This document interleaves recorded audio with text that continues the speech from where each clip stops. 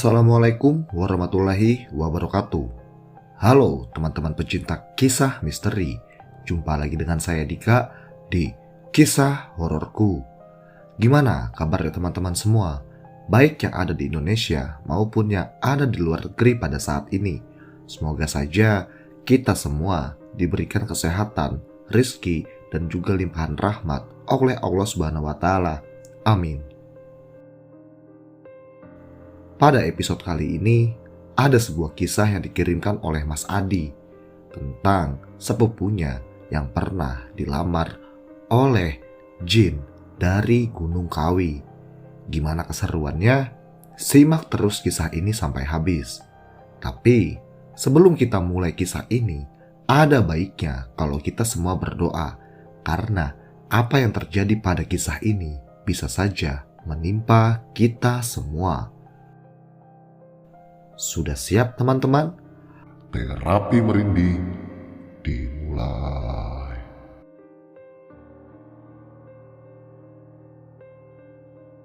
Kisah ini terjadi pada tahun 1995 di sebuah desa kecil bernama Nalui.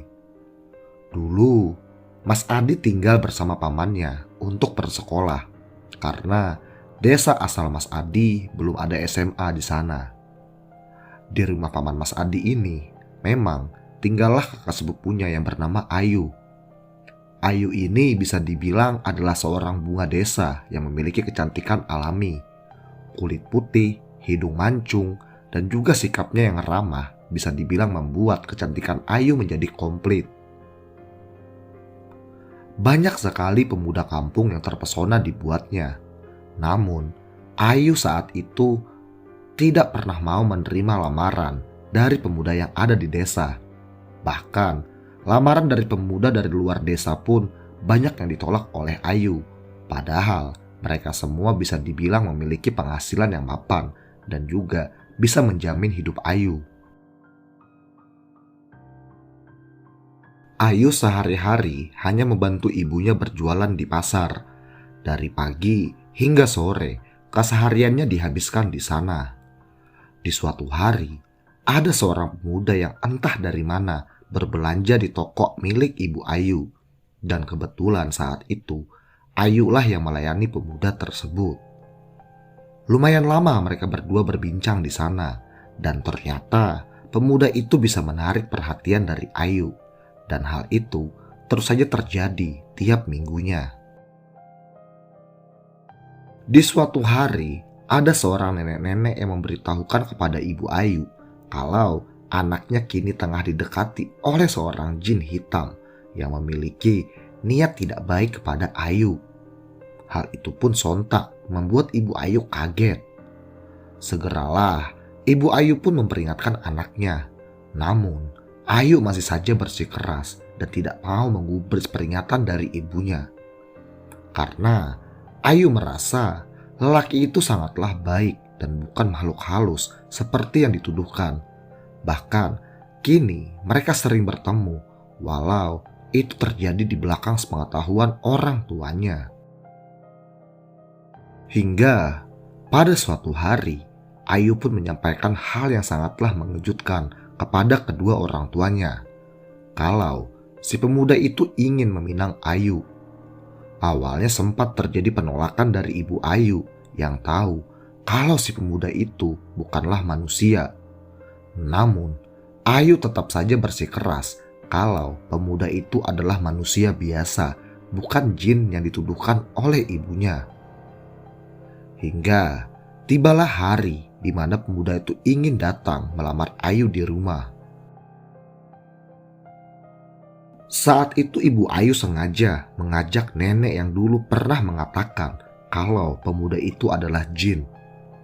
Dan sebelum kedatangan pemuda tersebut ke rumah Ayu, nenek itu pun pada akhirnya memasang beberapa penangkal agar sosok itu bisa mengeluarkan wujud aslinya. Tak lama berselang, datanglah rombongan mobil Toyota Kijang yang pada saat itu mobil Toyota Kijang bisa dibilang adalah mobil yang mewah. Dan di sana turunlah sepasang suami istri yang nampak mungkin itu adalah orang tua pemuda tersebut. lalu diikuti oleh para rombongan keluarganya beserta pemuda tersebut. Mereka semua disambut baik oleh Ayu dan juga ayahnya, namun tidak dengan Ibu Ayu yang masih saja mengurung dirinya beserta nenek di dalam sebuah kamar. Mereka berdua bertekad akan membuktikan wujud asli dari para rombongan tersebut. Saat ayah Ayu mempersilahkan rombongan itu untuk masuk, mereka semua langsung melewati pintu yang telah dipasangi oleh jimat penangkal jin. Langsunglah semua rombongan itu kepanasan hebat, dan seketika saja mereka semua marah pada Ayu beserta ayahnya. "Apa maksud kalian? Kami datang ke sini dengan baik. Kenapa kalian malah seperti ini?" ujar salah seorang pria dari rombongan itu. Mendengar kegaduhan yang terjadi di luar rumah, Ibu Ayu beserta nenek tadi langsung keluar dan menuju ke arah depan rumah. Di sana nampak para rombongan itu masih saja kepanasan, seakan-akan mereka semua terbakar oleh sesuatu hal yang tak kasat mata. Ayu yang melihat si pujaan hatinya kepanasan segera ingin menolongnya. Namun langkahnya ditahan oleh Ibu Ayu. Dan setelah itu si nenek langsung membacakan sesuatu agar wujud dari mereka semua bisa nampak. Lalu tak lama berselang setelah mantra tersebut dibacakan, semua orang dari rombongan tersebut langsung berubah ke wujud aslinya, di mana mereka semua memiliki tanduk dan bermata satu.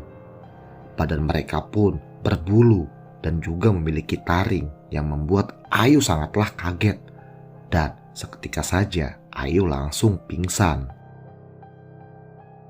Hal itu sontak membuat keluarga Ayu kaget karena kini sosok mengerikan itu telah nampak ada di hadapan mereka semua. Segeralah si nenek mengusir para rombongan jin tersebut, dan setelah itu mereka pun hilang ditelan oleh malam. Hari pun berganti, namun kabar tentang lamaran jin tersebut langsung saja menyebar ke sepenjuru desa, membuat Ayu merasa malu dan juga mengurung dirinya. Ia masih saja tak menyangka kalau pemuda yang ia cintai selama ini adalah seorang jin. Dan hampir tiap malam Ayu selalu saja merasakan kalau sosok jin itu terus-menerus datang dan juga menghantuinya. Sosok itu seakan-akan masih tidak terima dan terus ingin mengambil Ayu. Pernah ada suatu kejadian di mana pada saat itu acara makan keluarga sedang berlangsung. Ayu yang ada di sana langsung kesurupan hebat. Keluarganya pun langsung meminta tolong pada seorang ustadz. Dan saat makhluk tersebut diajak komunikasi oleh Pak Ustadz, makhluk itu langsung berkata, "Ia harus ikut denganku. Pesta sudah siap dan akan segera digelar. Tidak ada yang bisa menghalangiku. Bangsamu dan bangsa manusia itu beda. Jadi kamu jangan ganggu lagi anak ini," ujar Pak Ustadz. "Tidak, ia harus ikut. Kalau tidak, ia akan mati." Ustadz pun langsung mencoba untuk mengeluarkan makhluk yang kini merasuki tubuh Ayu. Namun saat sosok itu berhasil dikeluarkan, kini sosok yang lain malah masuk ke dalam tubuh Ayu. "Hahaha, beraninya kamu menantang penghuni Gunung Kawi." "Hei, siapa lagi yang masuk ini?" ujar Pak Ustadz. "Aku adalah pengawal pangeran yang ditugaskan untuk membawa wanita ini ke sana." Dan pada akhirnya pertarungan gaib pun tidak bisa lagi diindahkan. Jelas sekali terlihat saat itu bahwa para makhluk jin tersebut tidak mau melepaskan Ayu dan sangat ingin membawanya ke sana. Setelah bersusah payah, pada akhirnya Ayu pun bisa disadarkan. Namun ada satu kalimat yang membuat para orang di sana sedih. Ayu langsung berkata, "Ibu, ayah, maafkan aku. Aku sudah menerima lamaran dari pria itu. Dan pesta kami pun akan segera dimulai, Bu. Ayu minta maaf kalau Ayu sudah salah dan mungkin Ayu tidak bisa lagi berbakti kepada kalian berdua. Maafkan Ayu yang sudah merepotkan orang-orang yang ada di sini," ujar Ayu. Dan setelah berbicara seperti itu, langsung Ayu pingsan dan tak sadarkan diri lagi. Hal itu pun membuat tangis haru pecah pada malam itu. Ayu terlihat seperti orang yang akan mati. Napasnya pelan dan juga denyut nadinya tidak bisa dirasakan oleh orang-orang yang ada di sana. Namun, Pak Ustadz pun berkata, Ayu masih hidup. Namun, jiwa Ayu kini telah diculik oleh para jin dari Gunung Kawi itu. Harus ada yang bisa mengambilnya. Dalam keadaan genting tersebut, ibu dari Ayu teringat tentang nenek yang dulu pernah menolong mereka. Segeralah Ayu dibawa ke rumah nenek tersebut.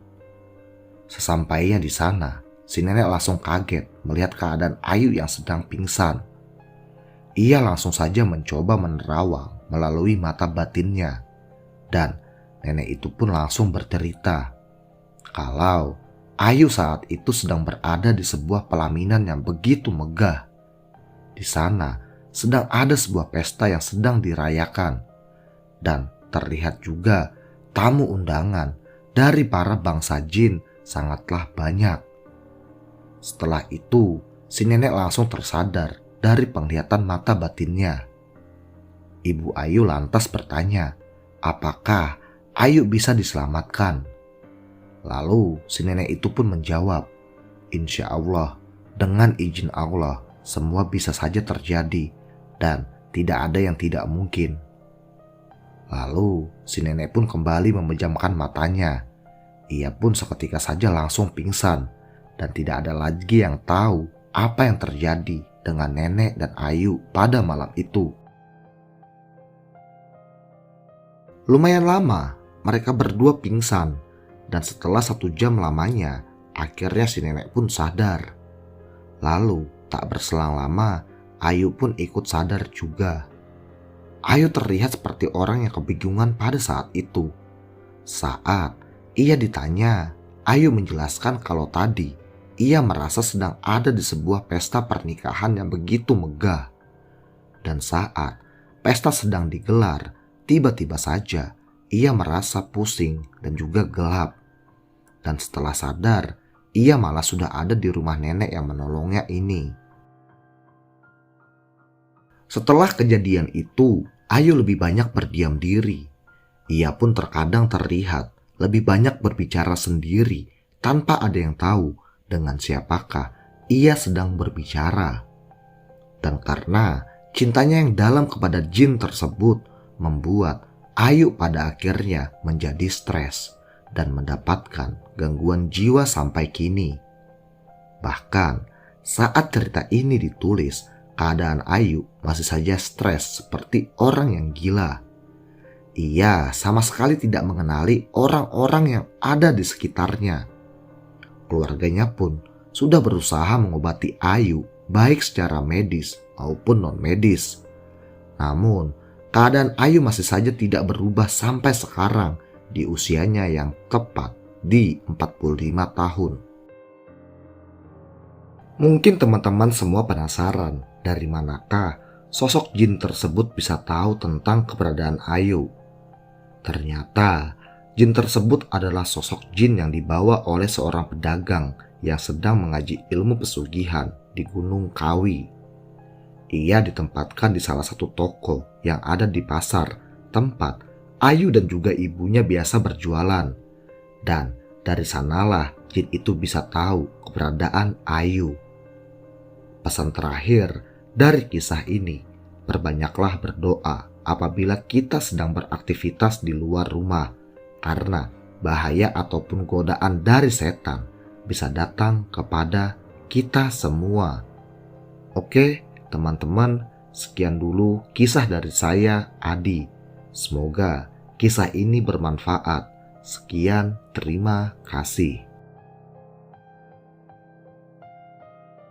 Oke, makasih banyak buat Mas Adi yang telah mau membagikan kisah dan juga pengalamannya. Dalam kisah ini, banyak sekali pembelajaran yang bisa kita ambil. Dan semoga saja Mbak Ayu bisa segera pulih kembali seperti dulu. Amin. Bagi teman-teman yang ingin membagikan kisah seperti Mas Adi, bisa kirim via email yang ada di deskripsi ya. Terima kasih buat teman-teman semua yang setelah sudi menonton cerita ini sampai habis. Dukung terus channel ini agar lebih berkembang ke depannya dengan cara like, komen, serta subscribe ya teman-teman. Saya Dika pamit, sampai sini dulu episode kali ini. Jumpa lagi di episode selanjutnya. Terapi merinding selesai.